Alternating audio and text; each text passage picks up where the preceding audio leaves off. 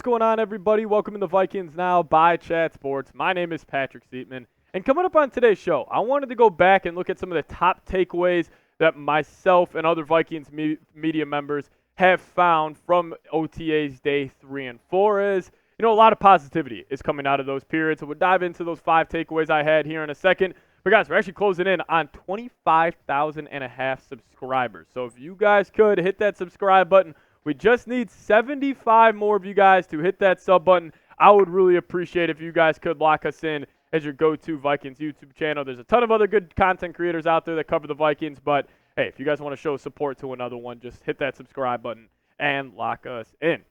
So takeaway number 1 is the J.J. McCarthy hype train is absolutely off the rails right now. And I thought it was funny, dating back to days 1 and 2 of Vikings OTAs, there is some smoke thrown out there that J.J. McCarthy threw 3 interceptions. The quarterbacks were chewing him out. And Alec Lewis, who covers the Minnesota Vikings of The Athletic, completely shut that down. It was actually just a BS report that got floated out there. And then like big Twitter accounts like ML Football, they tweeted it. Dov tweeted it out. And, I just think people are going to take a chance and take a victory lap on them being right about J.J. whenever they can. And the reports I'm getting is that he looks good. In a 1 7-on-7 period, he was 7 of 8, and then an 11-on-11 period, he was 10 of 11 in terms of completions to attempts. So J.J. McCarthy, he's looking the part. One key thing that they're switching about his mechanics is when he is in the shotgun, he is normally a vertical alignment guy or a horizontal alignment guy, where it means both feet are squared up to the center. They're changing it to where his right foot is going to be slightly more behind his left foot. So that's one mechanical change that they're making. But, hey, I'll give them credit, man. They're definitely going to take their time on him, and J.J. looks the part, no doubt. Now, even though J.J. McCarthy has been looking good, he's been looking the part and really just developing each and every day, my second takeaway is Sam Darnold will no doubt be quarterback 1 at least for week 1. And, my biggest takeaway on this was, I saw a couple clips go viral of Sam Darnold connecting with Aaron Jones and Josh Oliver on a couple of big-time plays, and it was actually Aaron Jones. He was coming out of the backfield. He was running a wheel route, and Sam Darnold just dropped it right over the top, right in the breadbasket. It was a sweet throw. Then he also had another awesome one to Josh Oliver. He was kind of running probably like a deep in from like the 10-yard line. He was in the back of the end zone. Sam Darnold put it up to the top deck. He came down with it. Got both feet in. So Sam Darnold has had some sweet throws during the OTA period, but I do want to make one note. Sam Darnold has actually always looked good in OTAs, in training camp. Like if you go back and see what like 49ers beat reporters were saying about him, Carolina Panthers, even New York Jets guys, every single year of his career, it's been like, oh, this is the year Sam Darnold's finally going to break through. And then we get to real game action, and then obviously his play doesn't live up to the hype. Does that have to do with the support system? I don't know. We will definitely find out. But I think no doubt about it, Sam Darnold, week 1 in MetLife Stadium versus the New York Giants, he will be QB1. But how many games do you guys think Sam Darnold will start this season? If I had to call it right now, this may be bold, but if I had to put money on it, I would say 17. I think Sam Darnold is going to be the quarterback for the Minnesota Vikings every single game this season, and I actually don't think it's out of the scenario or out of the possibility that J.J. McCarthy doesn't even suit up for one game. That has nothing to do about him. I just think it's more about the process and the kind of how the Vikings are going to go about it. But you guys let me know, how many games will Sam Darnold start this season? Let me know your thoughts down in the comments section. Number 3 for me is battle for tight end 1 is wide open for the Minnesota Vikings. So, we understand T.J. Hockenson tore his ACL and MCL in the later half of the year, and, there are definitely question marks on when he will be able to come back, but, you still got guys like Josh Oliver, who is, in my opinion, the best run-blocking tight end in the National Football League. You signed Robert Tonyan, who apparently has had a great start to his career with the Minnesota Vikings. He turned a lot of heads during his workout. Then you still got guys like Nick Muse, Johnny Munt, who I'm not sure will make the roster. But, overall, this group is good, and there will be a battle for the week 1 versus the Giants. Who will be tight end 1? I think it's going to be a combination of Robert Tonyan and Josh Oliver, but, we'll have to wait and see where the Vikings coaches want to lean in regards for the tight end one position. But this is actually a cool quote from Wes Phillips, Vikings offensive coordinator, and talking about Robert Tunyon's workout for Minnesota. He says, Robert Tonyan had a great workout for us. It was kind of one of those workouts where you just watch the guy run and catch, and he understands what you're asking him to do from his experience. And it was kind of a no-brainer. Everyone just looked around and said, yeah, let's get him.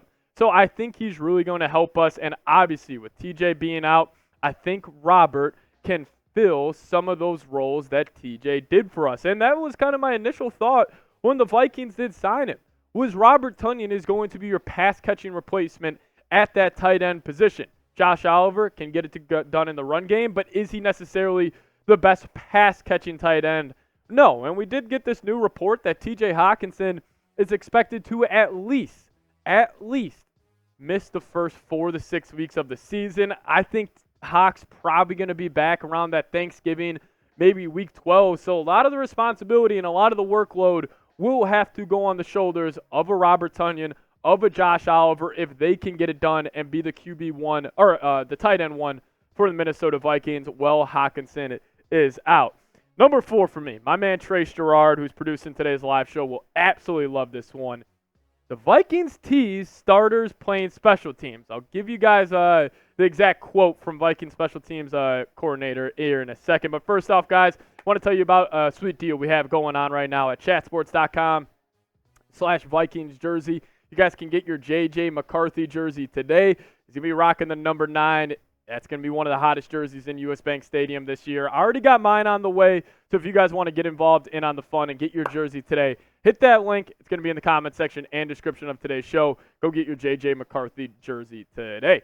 So this is what Matt Daniels had to say about just changing up the special teams personnel with the new kickoff rules. Obviously, you're not going to have to run the full length of the field. It's only going to be more of a 25-yard sprint. But he said the personnel is going to be huge in terms of who you can put out there, because you eliminate the 25 yards.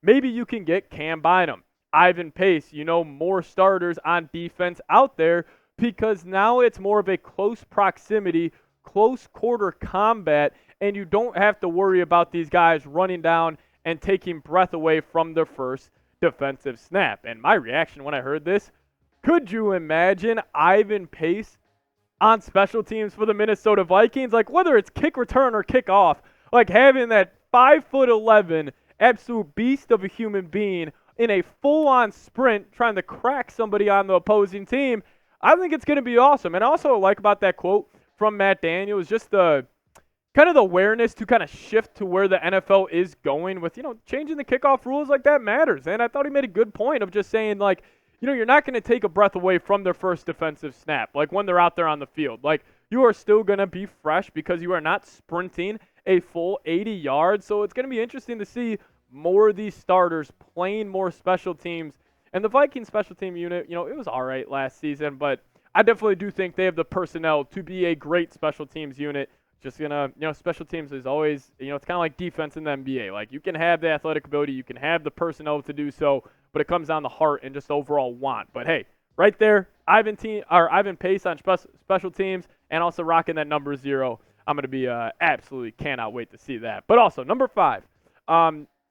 So this was, so obviously the OTA periods went down before the Vikings did sign Dalton Risner, but the coaches are absolutely raving about Blake Brandel at the left guard spot, and I thought it was pretty interesting. But the Vikings did bring back Dalton Risner early on this morning when we are recording today's video, and this was an expected and needed move for the Minnesota Vikings. I would, if I had to put my money on it right now, I would expect Dalton Risner to be the starter week 1 at the left guard spot, assuming it goes Darrisaw, Risner, Bradbury, Ingram, O'Neal.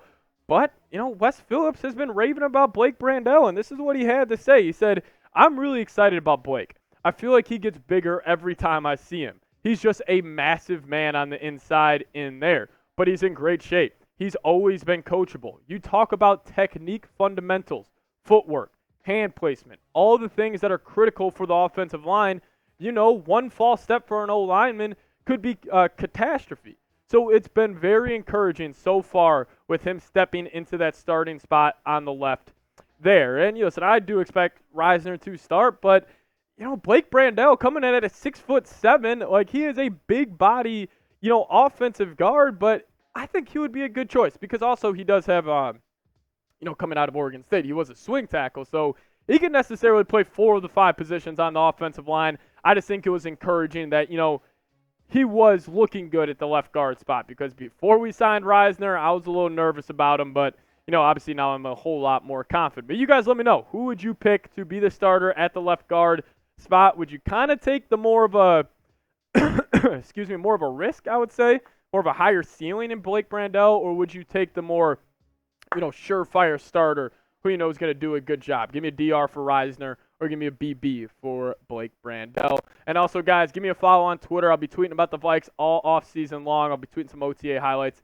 as well. So if you guys want to go check them out, hit me up on Twitter at Pat Sieps, and I'll also give you guys a follow back. Thank you guys so much for watching. The support on the channel has been awesome as of lately, and just really all credit to you guys. So we'll see you guys next time. And as always, Skol Vikes.